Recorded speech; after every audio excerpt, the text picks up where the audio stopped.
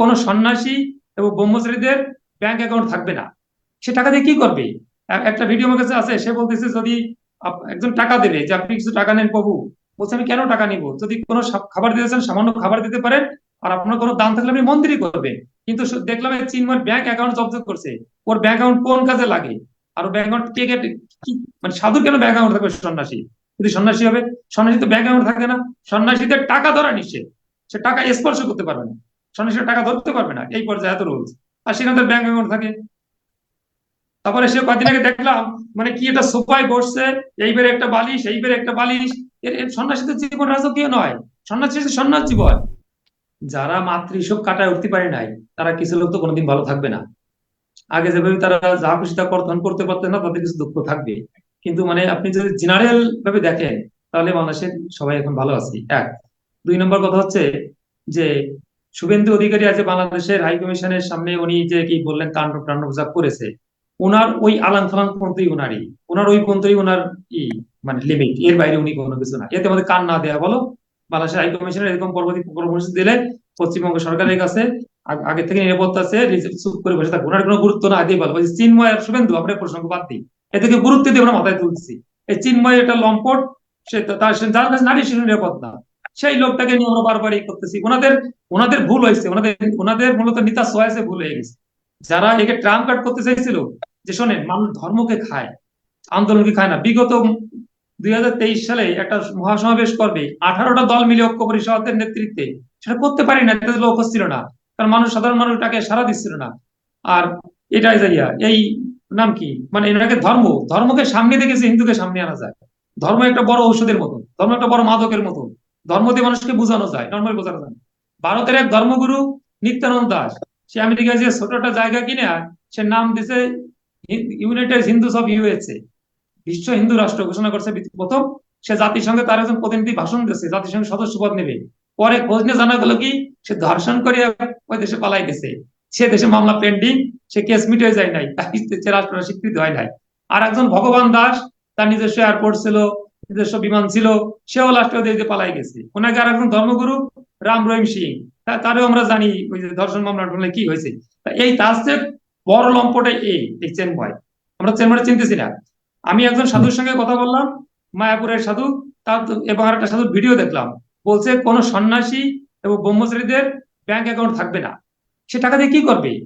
একটা ভিডিও আমার কাছে আছে, সে বলতেছে যদি একজন টাকা দেবে যে আপনি কিছু টাকা নেন প্রভু, বলছে আমি কেন টাকা নিব, যদি কোনো খাবার দিতে চান সামান্য খাবার দিতে পারেন, আর আপনার কোনো দান থাকলে আপনি মন্দিরই করবেন। কিন্তু দেখলাম এই চিন্ময়ের ব্যাংক অ্যাকাউন্ট জব্দ করছে। ওর ব্যাংক অ্যাকাউন্ট কোন কাজে লাগে? আর ব্যাংক অ্যাকাউন্ট কে কে মানে সাধুর কেন ব্যাংক অ্যাকাউন্ট থাকবে সন্ন্যাসী?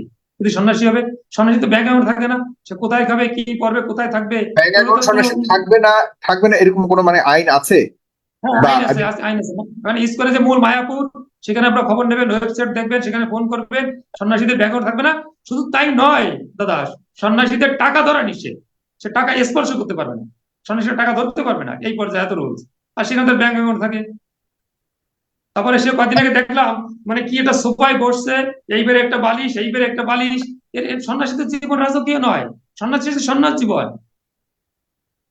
আচ্ছা, তাই নিয়ে আমরা এই যে- কথা বলতেছি, কয়েকদিন কথা বলতেছি, ভারত নিয়ে কথা বলতেছি, দরকার নাই তো।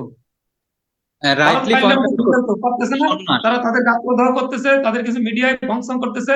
আমরা বলতেছি যে আমাদের থেকে বহিষ্কৃত, তাদের বলতেছে ইসকন নেতা। আমি গতকাল ইন্ডিয়া থেকে আসছি, আমি দেখলাম কি ওই একটা কি কাগজ যুগ সংঘ, সে লেখছে রক্তাক্ত, রক্তাক্ত বাংলাদেশ, কি তো রক্তাক্ত, কি তো কি বাংলাদেশ, কি বাংলাদেশ রক্তাক্ত হিন্দুরা, কয়জন রক্তাক্ত হিন্দুরা হয়েছে? আরে বাবা, নিজ দেশের হিন্দু তো রক্তাক্ত হয়। মাত্র 6 মাস আগে কলকাতায় দুজন সাধুকে পিটাতে পিটাতে ঘরের মধ্যে নিয়ে গেছে, পুলিশরা নাকি ফার্স্টে ঠেকাই নাই, পরে নাকি ঠেকাইছে। পরে অবশ্য সাধুরা স্টেটমেন্ট দিয়েছে যে পুলিশ না থাকলে আমরা মেরে ফেলতো। শুভেন্দু কান্না করছে যে তৃণমূলে পুলিশ আমাদের ঠেকাই নাই। আর নিজের সাধুর তো নিরাপত্তা নাই, আরেক দেশের সাধু কে নিরাপত্তা দেবে? এত আমাদের একটা আলাদা দেশ, এখানে মানচিত্র আছে, আমাদের সবকিছু আছে, মানে সেটাকে অঙ্গরাজ্য মনে করলে তো হবে না। কি এতটা বাড়াবাড়ি দরকার কি? বাড়াবাড়ির কারণে তো তো তাদের এই অবস্থা হয়েছে। তারা আফগানিস্তান থেকে তাদের এম্বাসি রাখিয়ে পালাই চলে আসছে।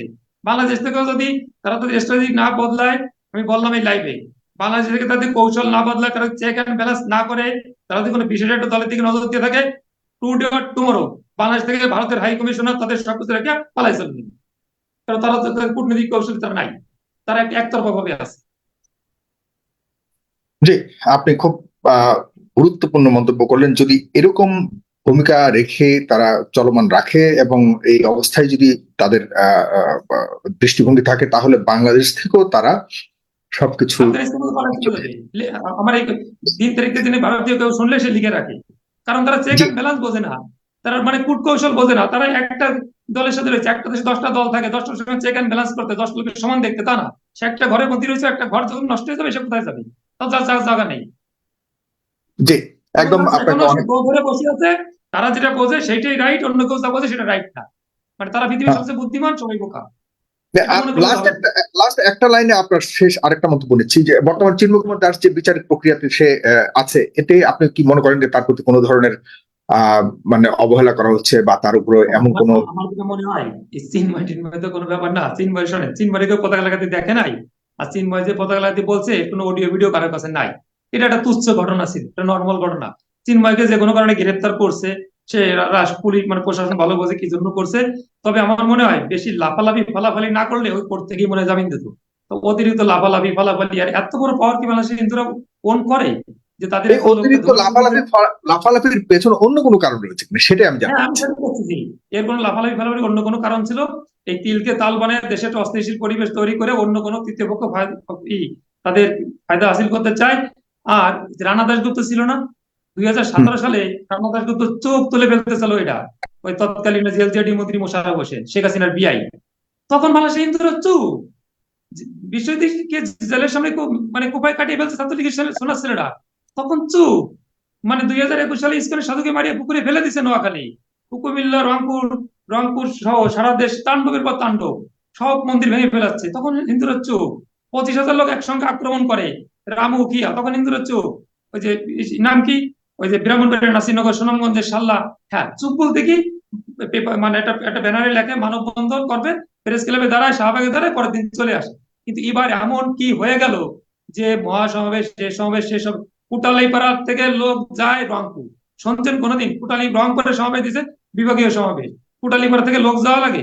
সেখান থেকে একটা একটা ছেলে অ্যাবনর্মাল, হাঁটতে পারে না, পায়ে ডিস্টার্ব, সে চলে গেছে রংপুর। মানে কি বুঝাতে চাচ্ছে আমাদের, বুঝি না।